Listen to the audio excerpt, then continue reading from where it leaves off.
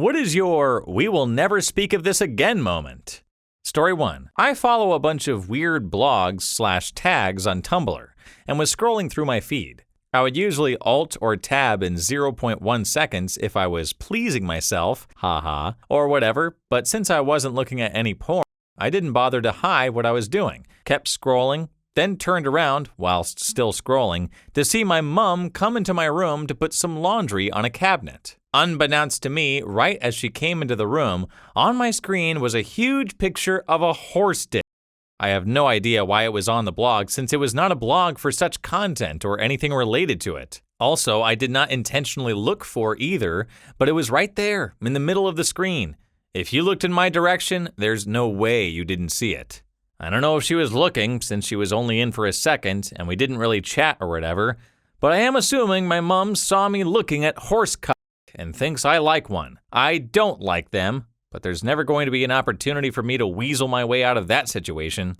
Story 2. My divorced dad was playing horseshoe in a league with my aunt. They went together one night when I was about 16. I went to a friend's house to sleep over and didn't think any more of it, until I got home the next morning and her car was still in the driveway. Innocent and stupid, I went into the house expecting my aunt to maybe be crashed on the couch or something. Then I heard the shower running and thought, weird, maybe she's taking a shower before she leaves. Then I heard my dad's laugh coming from the bathroom, with my aunt laughing too.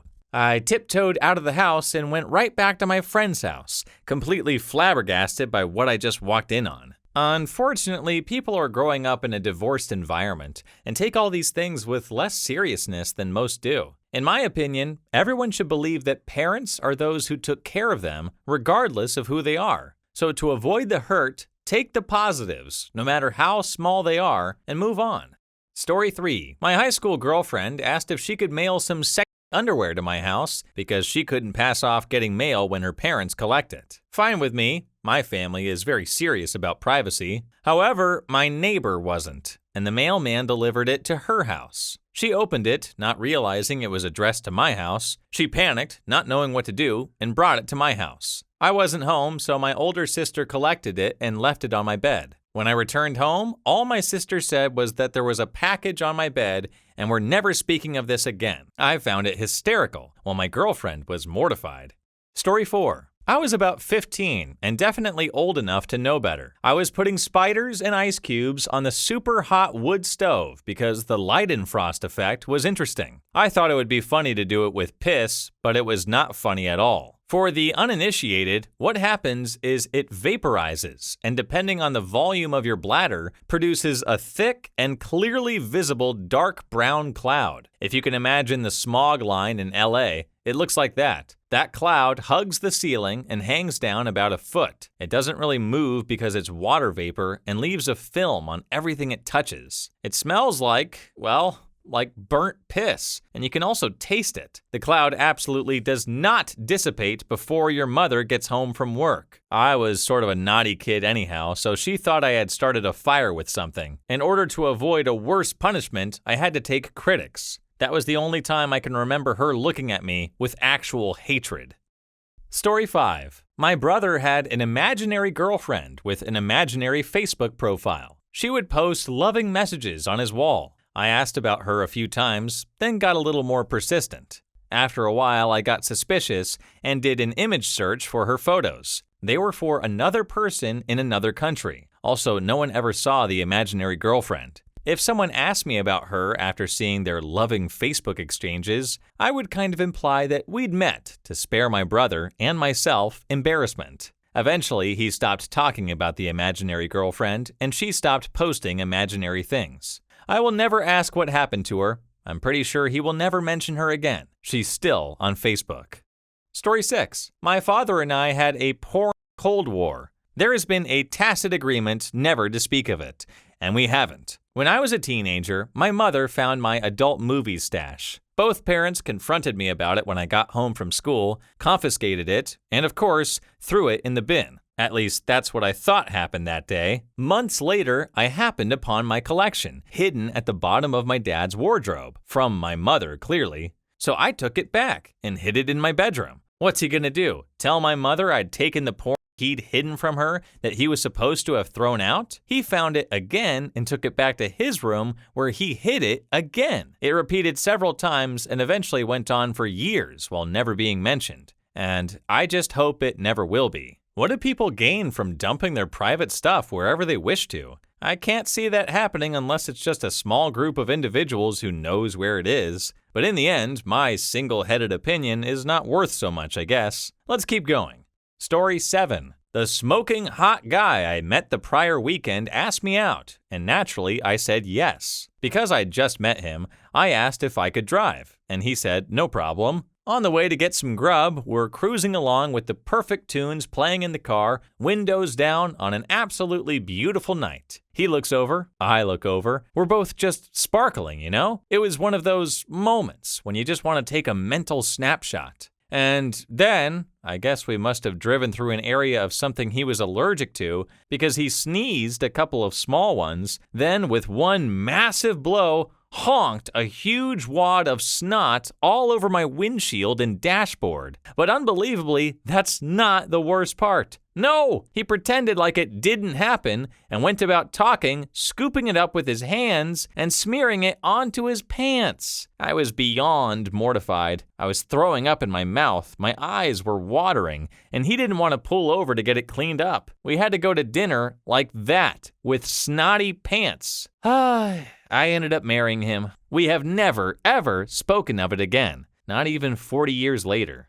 Story 8. My story is about the time I showed my dick to my father because I thought it was shrinking. I was 17, and once while at school, I ate something for lunch that didn't sit well with my stomach. Next thing I know, I'm in my classroom, hunched over, feeling like my stomach is combusting. I go into the bathroom to find that my penis has become short and black, with the skin crusty and dry. It felt like it would rip off if you tugged on it a little. When I got home, I was hysterical because I thought I would lose my penis or that this was permanent. So I decided to swallow my embarrassment and show it to my dad. We did nothing about it, and eventually the skin went back to normal, and my breathing organ grew back to an almost normal size. However, it is not as long as it used to be, both erect and flaccid. Still to this day, I don't know if the food I ate was the cause of it. It was just a slice of pizza. My dad and I have never spoken of that day. Reply 1. My dad had a stroke in April. He had just had TPA and couldn't walk. Also, he had no feeling or movement on his left side. His right was super weak. He was talking just fine and cracking jokes. My mom left to go get food, and it was just me and him. All of a sudden, he gets this look on his face, and he says, "Katie, I have to pee. Right now." Oh, So I hand him the urinal. He says, "I can't hold it and myself at the same time." I sucked up, made sure it was in, and held the urinal while he went. And we don't talk about it now. Well, he told my mom. The three of us don't talk about it. He is 43, and his pride was hurt that day. I learned that I would do anything to help my dad. Story 9. Well, I and the wife were out on the lake fishing. Then all of a sudden, I felt the rumbling in my gut. I was about to shit my pants. I looked around and noticed we were nowhere near a dock, and there was nobody else on the water. So I looked my wife in the eye and told her I was sorry and loved her very much. I then proceeded to hang my ass over the side of the boat and had the Hershey squirts. It was over quite quickly, thankfully. My wife passed me a few old receipts from her purse so I could wipe them. She told me she still loved me, and we kept on fishing. Edit. I'd like to clarify that we did indeed move to a different part of the lake when I finished. What kind of sicko do you take me for? Reply 1. Slightly similar. The family definitely still remembers this one. We're on vacation in Key West, I want to say, coming back from dinner one night and saw this beach named Ann's Beach. Decided to stop and take a dip. Everyone is in this just gorgeous crystal clear water, and I noticed my father doing this weird motion with his trunks. Then I notice a turd, far bigger than any fish could produce, go floating past. Noped right the fuck out with my dad laughing his ass off. But yeah, don't know if I'd keep fishing in those waters though. Yikes. Story 11. Had to stay with a work friend one night as we had a conference in his hometown the next day. It was weird enough staying in his spare room, but to top things off, he had a fancy modern bathroom with a square toilet, which, of course, I blocked in the morning with a turd the size of Mount Fuji. After 30 minutes of fruitless searching for a plunger while the situation went from bad to worse, he knocked on the door and asked if I was okay. I had to tell him not to come in, but to just hand me a plunger and some bleach. Apparently his girlfriend did the same thing the first night she stayed at his place, so at least I'm not alone. To this day, I cannot look him in the eye at work. Story 12. 15 years old. I wander into the living room with my boxers, hand down the front, enjoying being home alone. President George W. Bush is on TV talking about cloning. With little understanding of what he is talking about, I yell at the top of my lungs, "We're fucked!" When I was home alone and a teenager, I like to get wacky like this, probably just an outlet of excess energy and my general facade of being a decent kid. Dance around, yell random things. Basically, if you saw me in private at any point in these years, you would have thought I was mentally ill. Hell, maybe I am. Who can say? Unfortunately for me, I was not home alone, and my mom was in the living room watching this unfold. She yelled at me in shock at my behavior. It was probably the top 10 most embarrassed I've ever been in my life, and it was never discussed again.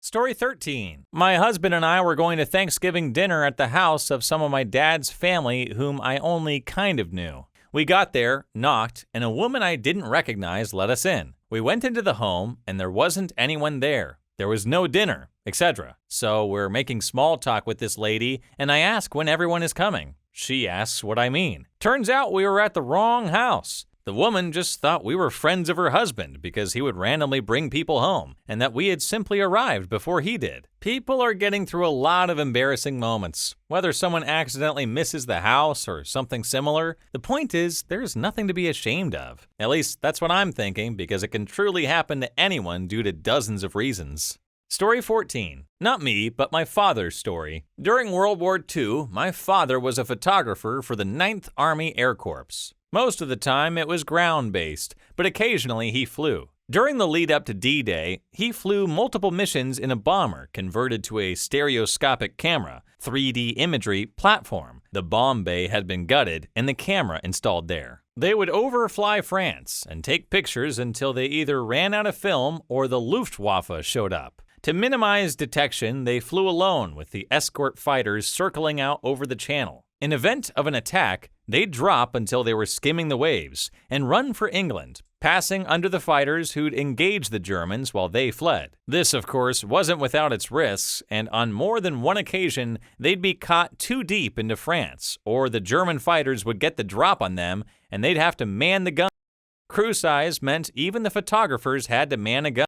So with all that, here's the "let's never speak of this again" moment. They were still at a high altitude. One of the guns jammed, and the gun took off his glove and ended up freezing his hand to the metal of the gun. He's yelling for help, and my dad goes over and says, "There are 2 ways to get your hand off. Either we yank it off and take the skin off your palm, or we use the warm liquid. I know only one source of that." "Never tell anybody about this," was said. Dad didn't keep his word, and thus was born the often told story of how my father pissed on a crewmate's hand and the guy thanked him for it. Yeah, naturally, things can happen in war that nobody would like to share. For instance, the grenades may get detonated long before hitting the ground, but from far enough away, no one would be able to tell where the giant fireball came from. In the same way, soldiers might have to often drink some pee to stay hydrated. And who would like to share that? People in war are witnessing terrible events. Story 15. I moved into a Gumtree housemate situation. The housemate will be called Scott. I have CF, but never bring it up, since I'm a very lucky/healthy person. I move in with Scott without ever mentioning the CF. About 3 months later, I have a really bad dehydration issue. I'm completely body locked, think epic cramps but full body. I'm full on body locked in my bed, in my pants, underwear, with a pile of edibles to my left, a few dirty dishes to my right. On top of that, I've been CF farting for hours. CF farts are paint stripping. I panic and finally decide it's serious enough that I need to go to the hospital. So I text Scott, who is just in the common room on the other side of the wall. I tell him something like, "Hey, I'm having a medical emergency. I can't walk. I can't even get up. Can you come into my room and help?" He is shocked, and he thought I was properly healthy. He comes into my horrible fart cavern and sees how much pain I'm in and how actually I am. He goes into dad mode, ignores my messy room, ignores the stank, and says not a word. Picks me up and carries me to his van, throws me in the back so I can stay in the same shape, drives me to the hospital, carries me out, gives me to the nurses. 10 or 12 hours later, I'm released, IV drip and hydrated. The nurses and him had talked, and he was there to pick me up. I thank him, and he tells me that he's got love for me, then takes me home. I sleep for 14 hours. We haven't spoken of it again. He knows how much it meant to me. I bought him a bottle of whiskey and a bunch of cured swine. To this day, Scott is one of my best friends in this town. I still consider him a hero. I could have just locked up and been in pain till I dragged myself to the road and called 999. Love you, Scott. Oh, and he hasn't mentioned it once. He knows it's really embarrassing for me. It was biz as usual the next day. Again, love you, Scott. Please leave your story down below in the comments. I would absolutely love to make a video about them in the future. And also, don't forget to like and subscribe. And until next time, peace.